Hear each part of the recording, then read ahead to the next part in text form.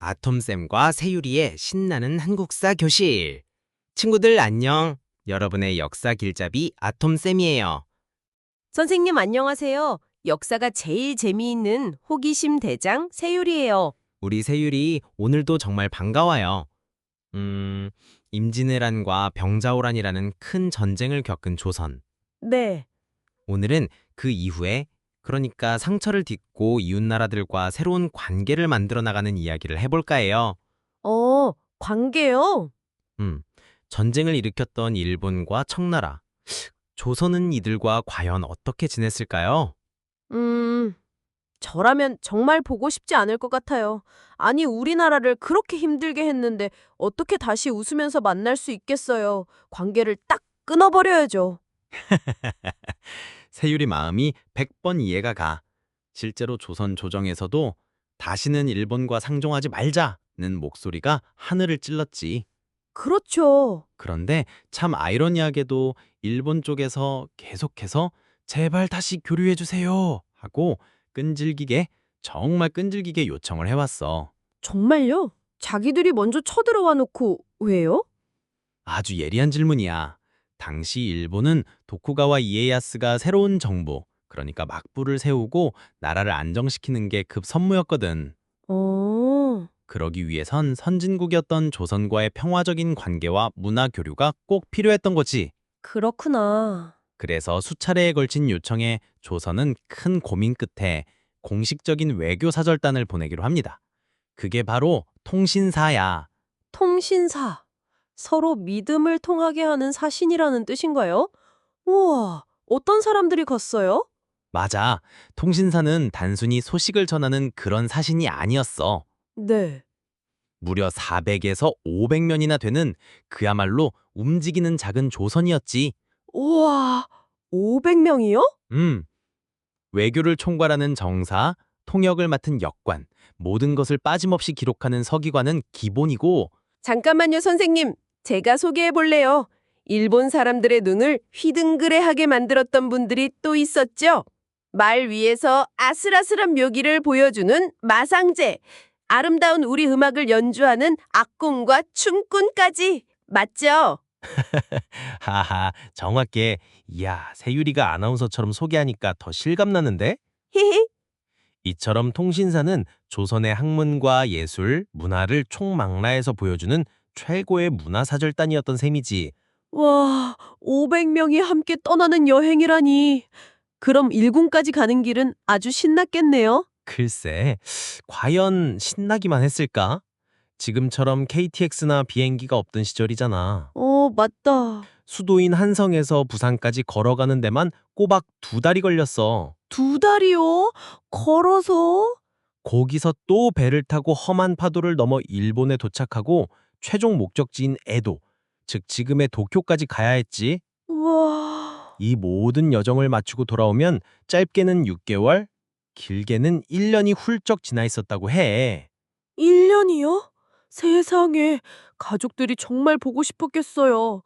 그런데 일본 사람들은 통신사를 반갑게 맞아주었나요? 그럼 이건 뭐 지금의 케이팝 아이돌의 인기는 명함도 못 내밀 정도였대. 와, 통신사가 지나가는 길마다 사람들이 구름처럼 몰려들어서 조선 사신들의 글씨 한 점, 시 한 수, 그림 한 장이라도 받으려고 줄을 서는 진풍경이 벌어졌다고 해. 대박이네요. 이렇게 1607년부터 약 200년간 12차례나 통신사가 오가면서 두 나라는 전쟁의 상처를 딛고 평화와 문화교류의 시대를 열었단다. 자, 이번엔 무대를 바다로 한번 옮겨볼까? 네. 일본 중앙정부와는 평화로운 관계가 되었지만, 바다에서는 여전히 문제가 좀 있었어. 네? 일부 일본 어부들이 우리 땅 울릉도와 독도에 몰래 넘어와서 물고기를 마구 잡아가는 일이 계속된 거야. 그건 도둑질이잖아요. 우리 바다인데 누가 좀 혼내주진 않았어요? 바로 그때 이 땅의 진정한 주인은 백성이라는 걸 보여준 한 영웅이 나타나지. 오, 바로 안용복이라는 이름의 평범한 어부야. 안용복. 안용복은 일본 어부들을 꾸짖어 쫓아냈을 뿐만 아니라 이 문제를 아예 뿌리 뽑기 위해 직접 일본으로 건너가서 담판을 지었어. 울릉도와 독도는 예로부터 명백한 조선의 땅인데 어찌하여 너희 여부들이 우리 바다를 어지럽히는가? 하고 말이야. 우와, 어부 한 분이 혼자서 일본까지 가셨다고요? 진짜 용감하시다. 그래서요? 일본 관리들이 뭐라고 했어요? 안용복의 그 당당한 기세와 명확한 논리에 일본 관리들도 할 말이 없었지. 오, 결국 울릉도와 독도는 일본의 영토가 아니다라는 공식적인 문서를 써주게 돼. 우와. 한 평범한 어부가 목숨을 걸고 우리나라의 소중한 영토를 지켜낸 정말 가슴 벅찬 순간이지. 선생님, 진짜 멋져요. 그런데요, 안용복 아저씨 이야기 말고 독도가 우리 땅이라는 더 오래된 증거도 있나요? 지금도 일본이 계속 우기니까 확실한 증거가 더 필요할 것 같아요. 아주 좋은 지적이야. 걱정 마. 증거는 차고 넘쳐.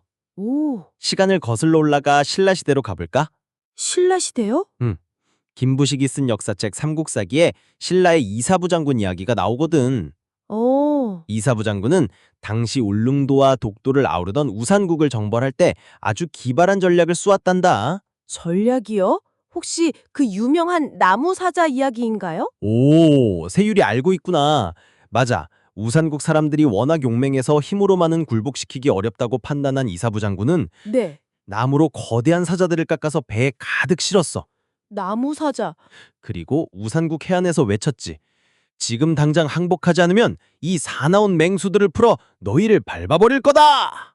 우와! 섬에서만 살아서 사자를 본 적이 없었던 우산국 사람들은 그 거대하고 무시무시한 모습에 겁을 먹고 바로 항복했대. 아하. 이 기록 말로 삼국시대부터 독도가 우리 역사와 함께했다는 무엇보다 확실한 증거란다. 나무 사자라니 정말 지혜로우세요.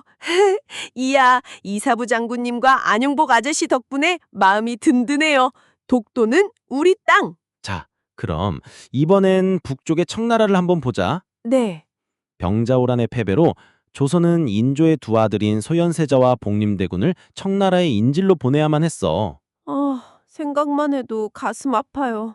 왕자님들이 얼마나 무섭고 외로우셨을까요? 맞아. 그런데 같은 곳에서 인질 생활을 한 두 왕자는 네. 전혀 다른 생각을 품게 돼. 다른 생각이요? 형인 소현세자는 청나라의 발전된 모습을 보고 정말 충격을 받았어. 아, 우리가 오랑캐라고 무시했지만 저들의 발전된 학문과 제도는 우리가 반드시 배워야 한다고 생각했지. 오, 열린 마음을 가지셨네요. 그럼 동생 복림대군은요? 동생 복림대군은 정반대였어. 정반대요? 아버지의 굴욕과 백성들의 고통을 생각하면서 복수심을 불태웠지. 청나라는 우리의 원수다. 돌아가면 반드시 힘을 길러 이 지옥을 갚아주겠다. 이렇게 매일 밤 칼을 갈았던 거야. 한 명은 배우자, 한 명은 복수하자. 와, 형제가 완전히 다른 길을 선택했네요. 핀세브, 과연 누가 옳았을까요? 참 어려운 문제지. 안타깝게도 새로운 조선을 꿈꾸던 소현세자는 귀국 후 얼마 안 돼서 의문의 죽음을 맞이해. 어, 그리고 동생 복림대군이 왕위에 오르니 그가 바로 효종이야. 효종은 자신의 오랜 다짐대로 청나라에 복수하기 위한 북벌 프로젝트를 강력하게 추진했어. 북벌, 북쪽을 정벌한다. 드디어 복수의 날이 온 건가요? 효종은 군대를 10만 명까지 양성하고 성곽을 수리하면서 모든 힘을 쏟았지. 우와. 하지만 그 사이 청나라는 세상의 중심이라 불릴 만큼 훨씬 더 강대해졌고 오랜 전쟁 준비에 백성들의 삶은 지쳐만졌지. 아이고. 결국 효종이 왕이 된 지 10년 만에 세상을 떠나면서 그 북벌의 꿈은 끝내 이루어지지 못했단다. 복수도 결국 실패했군요. 그럼 청나라와는 계속 원수로 지냈나요? 시간이 더 흐르자 조선 사회에 새로운 목소리가 등장했어. 네? 청나라에 다녀온 실학자들이 언제까지 청을 미워만 할 것인가? 그들의 발전된 벽돌 기술, 수레, 과학 기술을 배워서 우리의 삶을 풍요롭게 만드는 것이 진정한 극복이다 라고 주장하기 시작했지. 오, 이것을 바로 북학론이라고 해. 북학론. 복수심에 불탔던 북벌론에서 상대를 배우자는 북학론으로 생각에 큰 전환이 일어난 거야. 아, 복수의 대상에서 배움의 대상으로 관점이 바뀐 거군요. 일본, 독도, 청나라까지. 와, 전쟁이 끝난 후의 이야기가 더 복잡하고 중요한 것 같아요. 바로 그거야, 세유라. 역사는 이렇게 하나의 사건으로 끝나지 않고 네, 그 이후 사람들의 고뇌와 선택을 통해 계속 이어진단다. 그렇군요. 오늘 우리는 전쟁 후 우리나라가 이웃 나라들과 어떤 관계를 맺고 또 국가의 자존심과 실리 사이에서 어떤 고민을 했는지 깊이 있게 들여다봤어. 저는요, 평범한 어불었던 안용복 아저씨가 우리 땅을 지키기 위해 보여준 용기가 가장 기억에 남아요. 한 사람의 힘이 역사를 바꿀 수도 있다는 걸 느꼈어요. 정말 멋진 감상이야. 자, 그럼 오늘 방송을 듣는 우리 친구들에게도 질문을 하나 던지면서 마무리할게. 만약 여러분이 청나라의 인질로 끌려갔던 왕자였다면 형인 소현세자처럼 배우자고 했을까요? 아니면 동생인 효종처럼 복수하자고 했을까요? 정답은 없습니다. 여러분의 생각을 마음껏 펼쳐보세요. 다음 시간에 더 재미있는 역사 이야기로 만나요. 친구들, 안녕!